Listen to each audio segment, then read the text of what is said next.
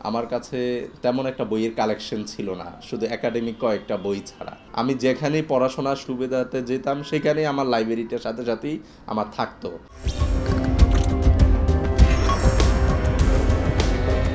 Academic বইয়ের পাশাপাশি যখন টুকটাক বিভিন্ন পেপার পত্রিকা বা ছোটোখাটো বই পড়া শুরু করি, ঠিক তখনই বইয়ের প্রতি আমার একটা অন্যরকম তাড়না অনুভব করলাম। সেই জায়গা থেকে আমার এখনও মনে পড়ে, আমি সপ্তম শ্রেণীর বার্ষিক পরীক্ষা দিয়ে যখন অষ্টম শ্রেণীতে পদার্পণ করবো, তখন আমার কাছে তেমন একটা বইয়ের কালেকশন ছিল না, শুধু একাডেমিক কয়েকটা বই ছাড়া।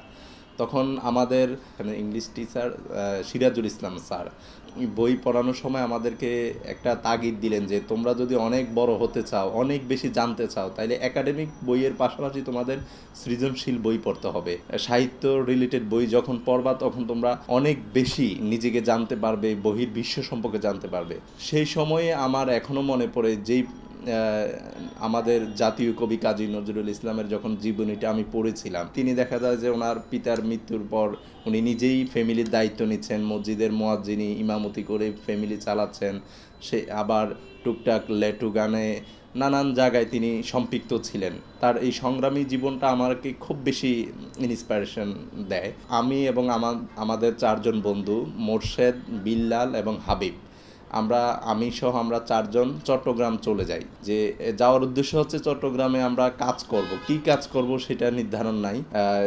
যেই কাজে পাই চট্টগ্রামরা কাজ করে, আমার উদ্দেশ্য ছিল আমি কাজ করে বই কিনবো। তখন থেকে আমার এই তাড়নাটা প্রচণ্ডভাবে আমাকে এগিয়ে যাওয়ার সাহস যোগায়। তখন আমি চট্টগ্রাম গেলাম, গিয়ে আমরা ২ নাম্বার গেট ১৬ শহর জংশনের পাশেই আমরা একটা বস্তিতে ৬০০ টাকায় ভাড়া, ২০০৪ সালের কথা বলছি, ৬০০ টাকায় ভাড়া আমরা ৪ বন্ধু একটা রুম নিলাম। নেওয়ার পরে সেখানে আমরা ২ নাম্বার গেটে সকালে দাঁড়ালে সেখান থেকে লেবার নিয়ে যেত বিভিন্ন জন। কেউ বাসার কাজ করাতো, কেউ রাজমিস্ত্রির জোগালির কাজ করাতো, কেউ মাটির কাজ করাতো, যার যেটা প্রয়োজন। তো আমরা প্রতিদিন ১২০ টাকা ডে লেবারে যেতাম।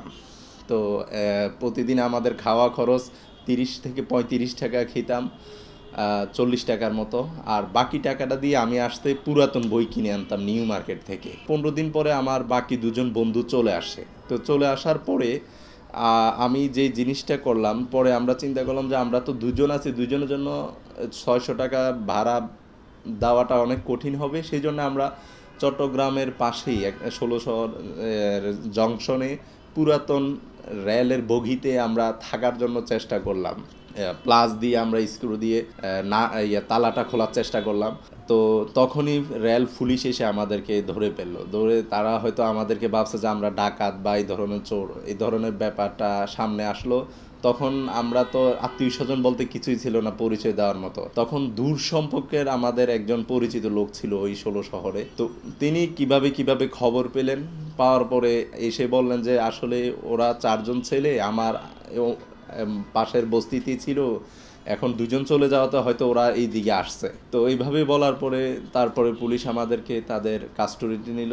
১৫০ টাকা আমার মনে আছে ওরা জরিমানা করছিল আমাদেরকে। সেখানে আমি ১২০০ টাকা একটা চাকরি নিলাম, নিয়ে আমি ১ মাস করে এই ১২০০ টাকা দিয়ে বই কিনে আমি আবার আমার পূর্বের শিক্ষা প্রতিষ্ঠানে চলে আসলাম। সেখান থেকে একেবারে ভারতের ০ পয়েন্টে আমি লজিং গেলাম, যে জাকির বলে। তো আমি দুজনকেই পড়াতাম এবং সেই সাথে আমি বিভিন্ন বইগুলো সংগ্রহ করতে করতে আমি বিভিন্ন জায়গায়, কুমিল্লা শহরও বিভিন্ন জায়গায় আমি কাজ করেছি।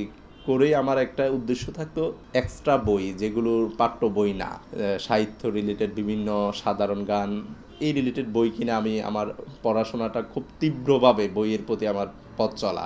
১০ম শ্রেণীতে আসলাম, অনেক বড় একটা সংগ্রহ আমার হলো। আমি যেখানেই পড়াশোনার সুবিধাতে যেতাম সেখানেই আমার লাইব্রেরিটার সাথে সাথেই আমার থাকতো।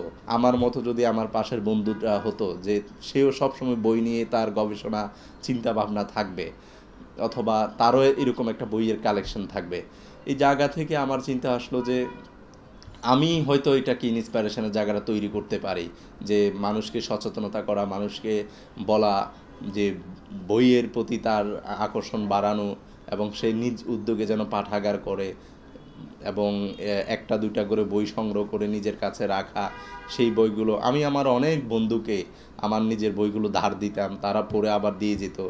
এভাবেই আসলে আমার মাঝে লাইব্রেরি, এই যে পাঠাগার আন্দোলনের তাড়নাটা আমার এভাবেই তৈরি হয়, এবং এভাবেই একজন দুজন করে একসময় পাঠাগার আন্দোলনটা ছড়িয়ে যায়। মুজিব জন্ম শতবর্ষ উপলক্ষে আমাদের কুমিল্লা সদর দক্ষিণ উপজেলা ইউনো যিনি জনাব সুভাষিস ঘোষ, উনি এবং উপজেলা প্রশাসন এবং পাঠাগার আন্দোলন যৌথভাবে আমরা কুমিল্লা সদর দক্ষিণ উপজেলায় 100 লাইব্রেরি করছি।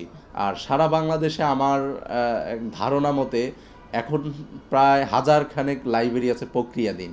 সরকার যদি প্রত্যেকটা লাইব্রেরিকে যদি একজন করে লাইব্রেরিয়ান নিয়োগ দেওয়া হয়, এটি সবচেয়ে বড় এই মুহূর্তে আমাদের সারা বাংলাদেশের সবার একটি বলা যায় অভিপ্রায়।